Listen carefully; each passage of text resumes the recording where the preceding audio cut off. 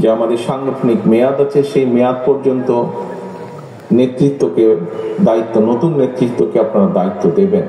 কারা আগামী 2 বছর পর্যন্ত এই জেলায় বিএনপির সংগঠনকে গড়ে তুলবে, বিএনপির সংগঠনকে মানুষের ভেতরে নিয়ে যাবে, কোন সে নেতৃবৃন্দ, অর্থাৎ দলকে কিভাবে সংগঠিত করবে, দলের আদর্শ, দলের নীতি সঠিকভাবে মানুষের কাছে পৌঁছে দিবে।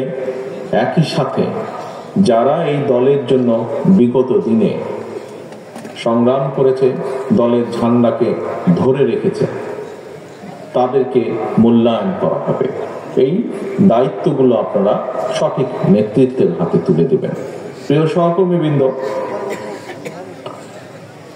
বাংলাদেশ জাতীয়তাবাদী দল বাংলাদেশের গণতন্ত্রের পক্ষে যে আরো রাজনৈতিক দল আছে, তাদের সকলকে একত্রিত করে বিগত প্রায় 16 বছর ধরে বাংলাদেশের ঘাড়ে চেপে থাকা যে স্বৈরাচার ছিল, যে খুনি সরকারটি ছিল, যে নির্দ্বিধায় নিজের ক্ষমতা ধরে রাখার জন্য নির্দ্বিধায় যে শত শত না হাজার হাজার মানুষকে খুন করেছে, সেই খুনি স্বৈরাচারের বিরুদ্ধে আন্দোলন করেছিল এবং পরিশেষে ছাত্র জনতা, সমাজের সকল স্তরে, শ্রেণী পেশা নির্বিশেষে সকল ধরনের মানুষ ঐক্যবদ্ধভাবে সেই স্বৈরাচারকে, সেই খুনি স্বৈরাচারকে পতন ঘটিয়েছে। সেই খুনি স্বৈরাচার পালিয়ে যেতে বাধ্য হয়েছে বাংলাদেশের মাটি ছেড়ে। প্রিয় সহকর্মীবৃন্দ, আজ আপনারা এখানে যেমন একত্রিত হয়েছেন, কিভাবে দলের আগামী দিনের নেতৃত্বকে আপনারা ঠিক করবেন, ঠিক একইভাবে দলকে আবার পুনর্গঠিত করবেন, দলের নেতৃত্বকে ঠিক করবেন, ঠিক একইভাবে এখন সামনে সময় এসেছে যেই ভোটের অধিকারের দাবিতে, মানুষের কথা বলার অধিকার, রাজনৈতিক অধিকার প্রতিষ্ঠার দাবিতে বাংলাদেশের গণতান্ত্রিকামী মানুষ এত বছর পর্যন্ত আন্দোলন সংগ্রাম করেছে, কারণ তারা তাদের অধিকার ফিরে পেতে চেয়েছিল।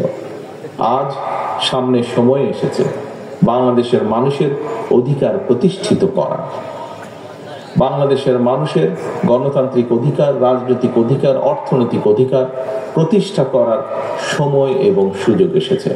অর্থাৎ যেই প্রক্রিয়ার, গণতান্ত্রিক প্রক্রিয়ার মাধ্যমে বাংলাদেশের মানুষ তাদের ভবিষ্যৎ নেতৃত্বকে, কারা এই দেশের নেতৃত্ব দিবে, কারা বাংলাদেশের মানুষের রাজনৈতিক অধিকারকে প্রতিষ্ঠিত করবে, কারা বাংলাদেশের মানুষের, সাধারণ মানুষের, প্রান্তিক মানুষের অর্থনৈতিক মুক্তি অর্জনে সহযোগিতা করবে, সেই নেতৃত্বকে বাছাই করার সময় এসেছে। এবং সেটি কি, কোন প্রক্রিয়া? গণতান্ত্রিকভাবে, অর্থাৎ ভোটের প্রক্রিয়ার মাধ্যমে, জাতীয় নির্বাচন বা ভোটের প্রক্রিয়ার মাধ্যমে বাংলাদেশের মানুষ সেই নেতৃত্বকে বাছাই করে নেবে। প্রিয় সহকর্মীবৃন্দ, বিগত স্বৈরাচারের সময় বা খুনি স্বৈরাচারের সময় যেই স্বৈরাচার পালিয়ে গিয়েছে, আমরা দেখেছি তারা কিভাবে বাংলাদেশের প্রতিটি প্রতিষ্ঠানকে ধ্বংস করে দিয়েছিল। বাংলাদেশের অর্থনীতি, বাংলাদেশের শিক্ষা, বাংলাদেশের বিচার ব্যবস্থা, বাংলাদেশের পুলিশ প্রশাসন, বাংলাদেশের আমলাতন্ত্র থেকে শুরু করে বাংলাদেশের কৃষি, যাই বলি কেন কেন, শিল্প, অর্থনীতি, সব প্রতিটা ক্ষেত্রকে তারা ধ্বংস করে দিয়েছিল। এমনকি নির্বাচন ব্যবস্থাকেও ধ্বংস করে দিয়েছিল। আপনারা এখানে বহু মানুষ আপনারা আছেন, আজ হাজারো মানুষ উপস্থিত আছেন। আপনাদের প্রত্যেকের মনে আছে 2014 সাল বলুন, 2018 সাল বলুন বা 2024 সাল বলুন, নির্বাচনের নামে দেশের মানুষের সাথে যে প্রতারণা করা হয়েছে, নির্বাচনের নামে দেশের মানুষের সাথে যে তামাশা করা হয়েছে, নির্বাচনের নামে কিভাবে জনগণের ভোটের অধিকারকে কেড়ে নেওয়া হয়েছিল, নির্বাচনের প্রহসনের নির্বাচনের নামে কিভাবে বাংলাদেশের মানুষের অমূল্য যে সম্পদ নির্বাচনী ব্যবস্থা, সেটিকে ধ্বংস করে দেওয়া হয়েছিল, তার প্রত্যক্ষদর্শী এখানে উপস্থিত প্রতিটা মানুষ।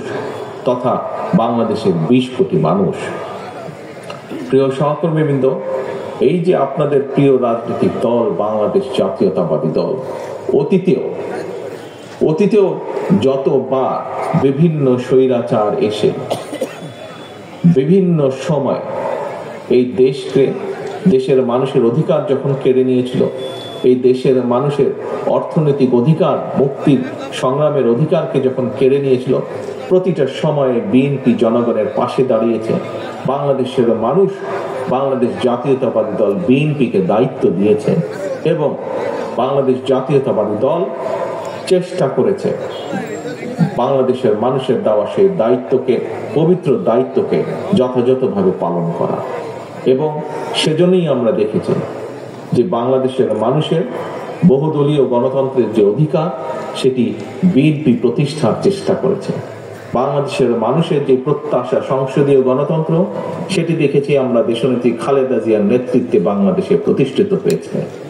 বাংলাদেশের সংবাদপত্রের যে স্বাধীনতা, কথা বলার যে অধিকার, সেটি আমরা দেখেছি আপনাদের দল বিএনপি যখন দেশ পরিচালনা করেছে, সেই সময় তারা চেষ্টা করেছে কৃষকের পাশে দাঁড়ানোর জন্য।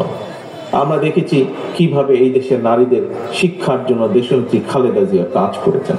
আমরা দেখেছি কিভাবে এই দেশে আপনাদের প্রিয় দল বাংলাদেশ জাতীয়তাবাদী দল যখন দেশ পরিচালনার সুযোগ পেয়েছে, তখন ধীরে ধীরে মানুষের যাতে কর্মসংস্থানের ব্যবস্থায় কিভাবে ধীরে ধীরে বিভিন্নভাবে মিল, ফ্যাক্টরি, কল কারখানা গড়ে তুলেছে।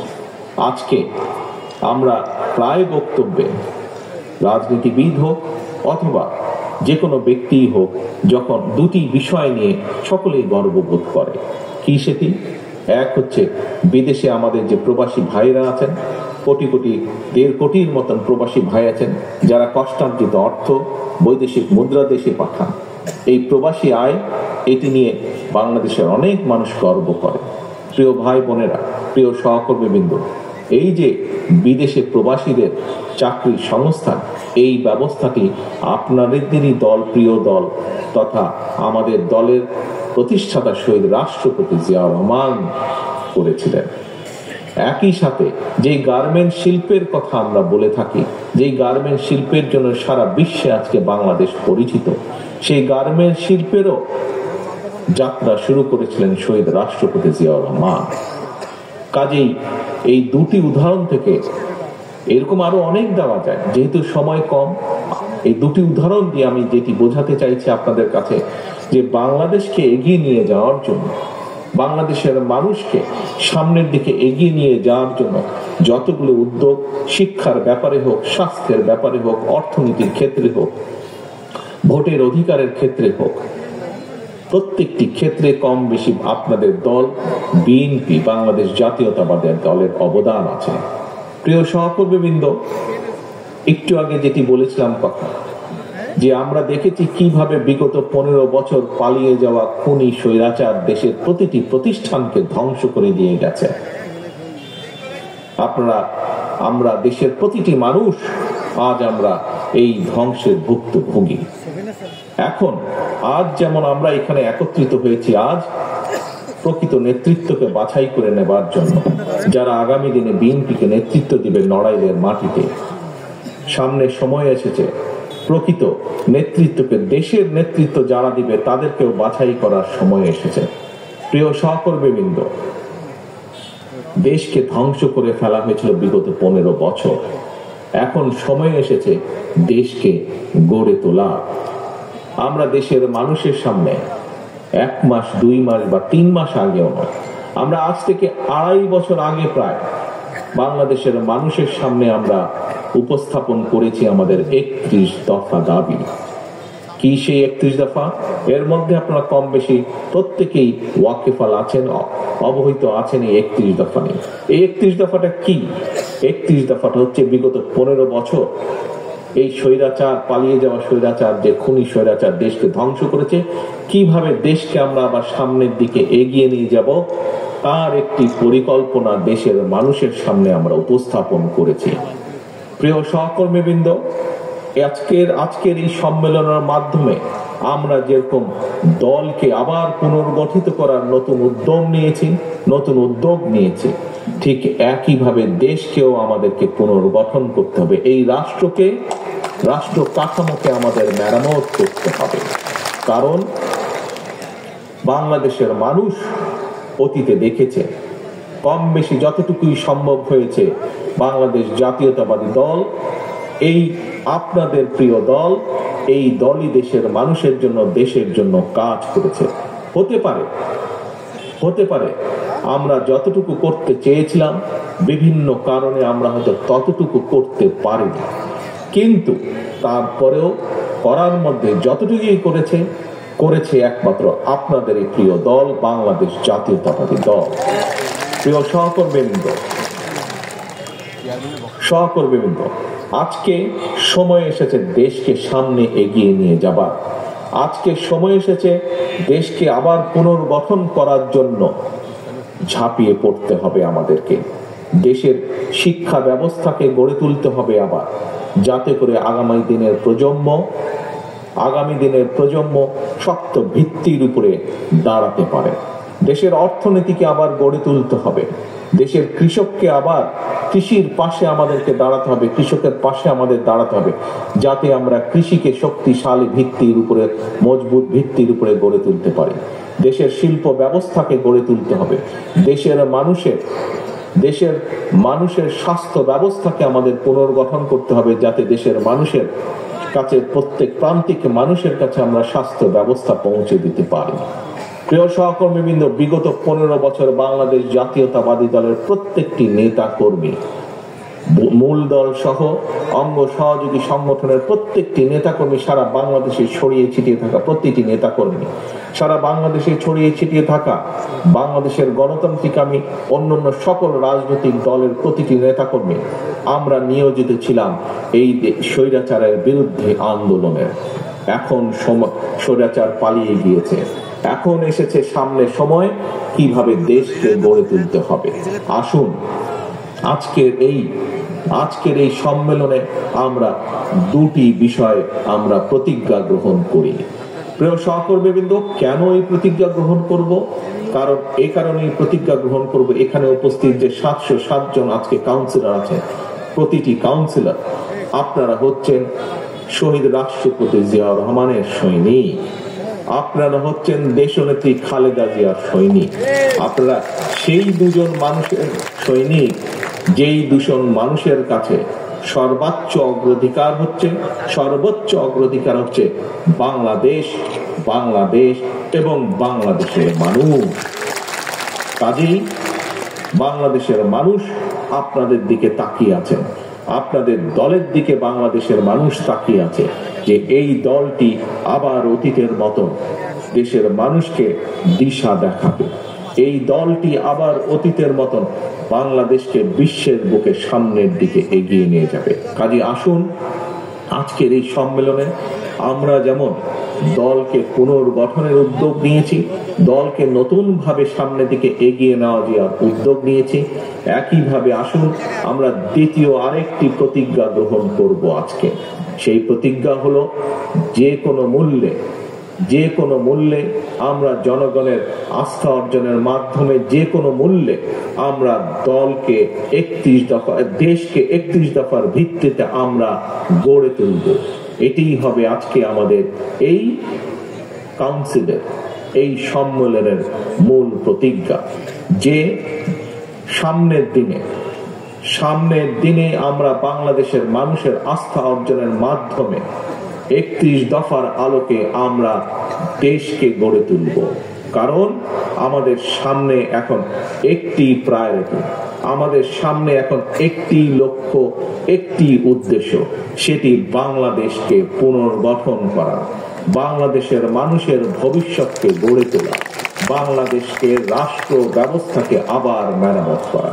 আসুন এই হোক আজকের কাউন্সিলের আমাদের প্রতিজ্ঞা। কি ভাই সেটি প্রতিজ্ঞা হচ্ছে আমরা ইনশাআল্লাহ ঐক্যবদ্ধভাবে গণতন্ত্রের জন্য সংগ্রাম করব। আমরা উপস্থিত এখানে প্রতিটা মানুষ ঐক্যবদ্ধভাবে দেশকে পুনর্গঠন করব। আমাদের সামনে এখন লক্ষ্য একটি, উদ্দেশ্য একটি, বাংলাদেশকে পুনর্গঠন করা, বাংলাদেশের মানুষের ভাগ্যের পরিবর্তন করা। এটি হবে আমাদের আজকের এই কাউন্সিলের লক্ষ্য, এই কাউন্সিলের উদ্দেশ্য। পরিশেষে আমি ৭১ সালে সকল মুক্তিযোদ্ধার প্রতি সম্মান জানিয়ে, যে সকল মুক্তিযোদ্ধা শহীদ হয়েছেন, শহীদদের আত্মার মাগফিরাত কামনা করে, একই সাথে বিগত স্বৈরাচার আন্দোলনে বিএনপি সহ বাংলাদেশ জাতীয়তাবাদী দলের যত নেতাকর্মী শহীদ হয়েছেন, গুম খুনের শিকার হয়েছেন, যত নেতাকর্মী বিভিন্নভাবে অত্যাচারে নির্যাতিত হয়েছেন, সকলের প্রতি সম্মান জানিয়ে এবং আজকে এই কাউন্সিলের সাফল্য কামনা করে আমার বক্তব্য শেষ করছি। আল্লাহ হাফেজ। বাংলাদেশ জিন্দাবাদ, বাংলাদেশ জাতীয়তাবাদী দল জিন্দাবাদ।